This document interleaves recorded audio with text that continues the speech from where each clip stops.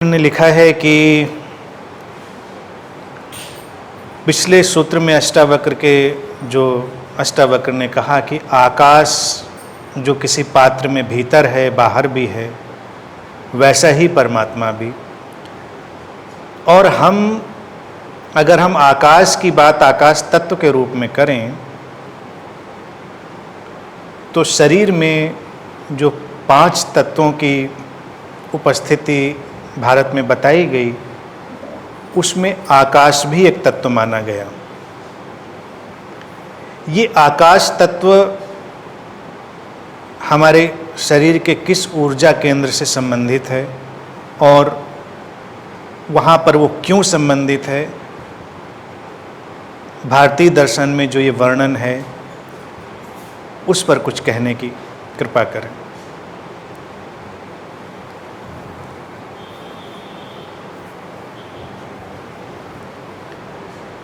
भारत में बड़े खूबसूरत ढंग से मनुष्य को 5 तत्वों की एक संरचना बता दिया गया। 5 तत्व, और फिर कि जब हमारा अंत होता है ये तत्व तत्वों में विलीन हो जाते। धरती धरती में, जल जल में, वायु वायु में, अग्नि अग्नि में और आकाश आकाश में। आकाश तो ठहरा था, बाकी तत्व डिसइंटीग्रेट हो जाते हैं, अपने में शामिल हो जाते हैं। और आकाश तो हमेशा से वैसा था। आकाश यूं तो किसी तत्व की परिभाषा में पकड़ में नहीं आता, लेकिन भारत में बड़ी सूक्ष्मता से काम किया गया। यहाँ पर अध्यात्म में इतने गहरे प्रयोग किए गए जो शायद ही कहीं किए गए हों। तो यहाँ पर आकाश तत्व को वो व्यक्ति के 5वें ऊर्जा केंद्र से संबंधित करते हैं, उसके विशुद्ध केंद्र से, विशुद्ध चक्र से। विशुद्ध चक्र पर आकाश तत्व की बात है। और आकाश तत्व का जो मूल गुणधर्म भारतीय दर्शन कहता है, वो कहता है ध्वनि, साउंड। और ये हमारे अहम से जुड़ता है, ईगो से। It creates certain type of ego. अब हम देखें तो ये कितनी खूबसूरत बात है। पहला केंद्र ऊर्जा का मूलाधार जिस पर वो बात करते हैं पृथ्वी तत्व की, और फिर 5वां विशुद्ध जिस पर वो बात करते हैं आकाश तत्व की। 6ठे 7वें तो फिर ट्रांसेंडेंटल है। 6ठे 7वें तो ट्रांसेंडेंटल हैं, यानी कि अब हम 5 की पकड़ से बाहर होने वाले हैं, तभी 6ठे 7वें पर जाएंगे। ये केवल सिंबॉलिक लैंग्वेज है। कुछ लोग तो इनको जब सीढ़ियों की तरह देख लेते हैं तो पहला, दूसरा, तीसरा, चौथा, 5वां, 6ठा, 7वां इसी में लगे रहते हैं। 7वें पे जाके फिर वो नीचे आते हैं, फिर ऊपर जाते हैं। It becomes like a game, but it is not a game. ये सिंबॉलिक है। भारत के दर्शन को हमेशा समझें कि वो कुछ कहने की कोशिश कर रहे हैं, वो कुछ बताना चाह रहे हैं, लेकिन एज इट इज है ऐसे मत पकड़ लें उस चीज़ को। तमाम धर्मों में सृष्टि की रचना की जो बात है वो कहते हैं कि एक ध्वनि, एक शब्द पैदा हुआ, उससे दुनिया रची गई। सबसे पहले उपजा शब्द। भारत में शब्द नहीं कहते, वो कहेंगे नाद, साउंड। अब तुम देखो कि ये हमारा सेंटर जो विशुद्ध चक्र है, गर्दन पर, थ्रोट पे, थ्रोट सेंटर भी उसको कहते हैं। हमारे वोकल कार्ड्स वहीं पर हैं, हमारे बोलने की सारा जो यंत्र है वहीं पर है। अगर हमारे वोकल कार्ड डिस्ट्रॉय हो जाएं तो जो साउंड है हमारे इस बॉडी माइंड में, उसकी संभावना ख़त्म हो जाएगी, हम नहीं बोल पाएंगे। तो बड़े ही तकनीकी रूप से इस आकाश तत्व की जब खोज हुई और उसकी अवधारणा, उसकी परिकल्पना विकसित हुई विशुद्ध चक्र पर, और उसका जो मूल गुणधर्म है साउंड, तो वो बड़ा समझने जैसा है। अगर विशुद्ध चक्र डिस्टर्ब हो जाए तो बोलना मुश्किल हो जाएगा। फिर थ्रोट सेंटर में एक और चीज़ हमारी ग्लैंड्स हैं, एंडोक्राइन इम्पॉर्टेंट, थायराइड है, पैराथायराइड। थायराइड पे हम सब जानते ही हैं कि वो हमारे मूड्स को कितना प्रभावित करती है। उसके जो मात्राएं हैं एंडोक्राइन सिक्रेशन की, जो ग्लैंड है, वो मूड्स को इधर उधर करती व्यक्ति के। यूं तो हर ग्लैंड जो है भीतर वो हमारे मूड्स को अफेक्ट करती है, लेकिन थायराइड विशेषता हमारे मूड्स को इम्पैक्ट कर देती है। आप चिड़चिड़े हो सकते हैं, आप एग्रेसिव हो सकते हैं, आप शांत हो सकते हैं, आप गुमसुम हो सकते हैं, आप डिप्रेस्ड हो सकते हैं, तमाम तरह की चीज़ें आपकी घूमती चली आएंगी। उसका बैलेंस बड़ा जरूरी। किसी व्यक्ति के जीवन में इमोशनल धक्का आ जाए, भावनात्मक, उसके थायराइड प्रभावित हो जाती, थ्रोट सेंटर उसका डिस्टर्ब हो जाता। इसीलिए जब हम किसी भी भावनात्मक धक्के में होते, हमारी आवाज़ प्रभावित हो जाती, हमारी आवाज़ कांप जाती। आप डर जाएं, आपकी आवाज़ कांप जाती है। और एक चीज़ और जिसके बारे में कम लोग जानते हैं कि व्यक्ति की आवाज़ उसका सिग्नेचर साउंड जो उसके शरीर से आ रही है वो उसके बारे में सब कुछ बताती है।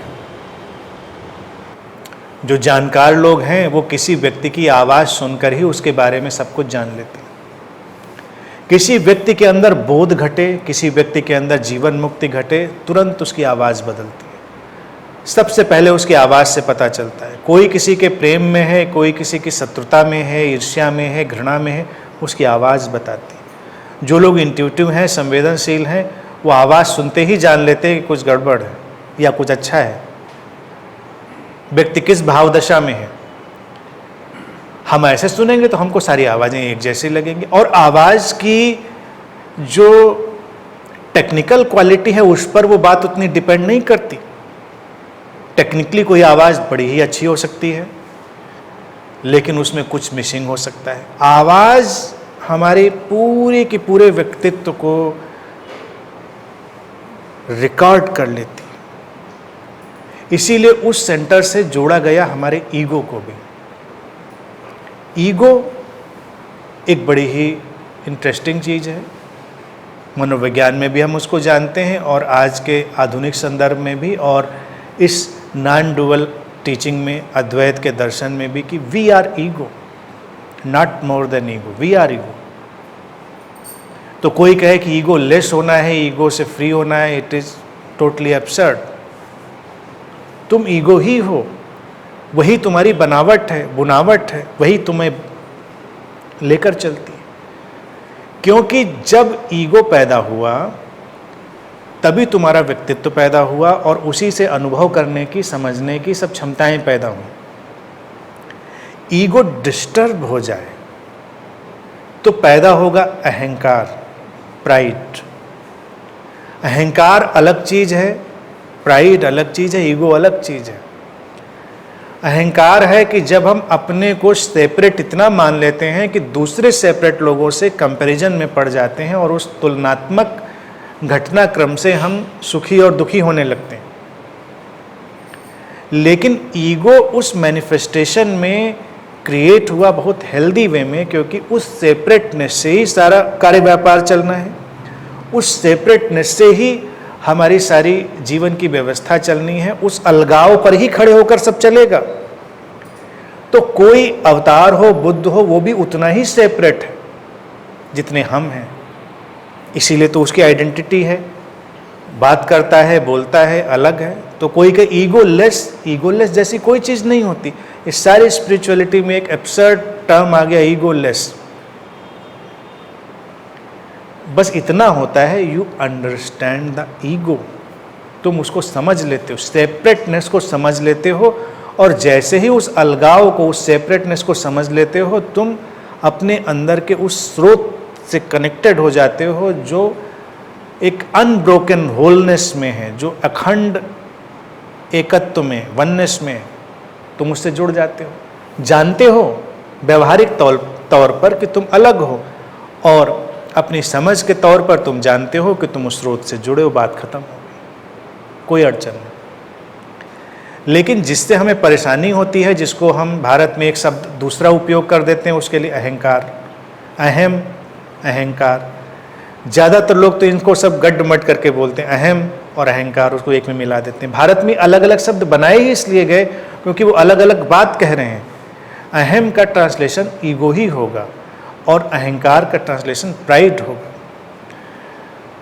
अहंकार आएगा जब हम अपने स्रोत से तो परिचित नहीं हैं, उस अनब्रोकन होलनेस से तो कनेक्टेड नहीं हैं, लेकिन अपने अलगाव को जानते हैं और दूसरों के अलगाव को जानते हैं और उससे हम उलझ गए सेपरेट, तो वो बन गया प्राइड। तो उसमें कुछ कम लगेगा, कुछ ज़्यादा लगेगा, वो सारी उलझन।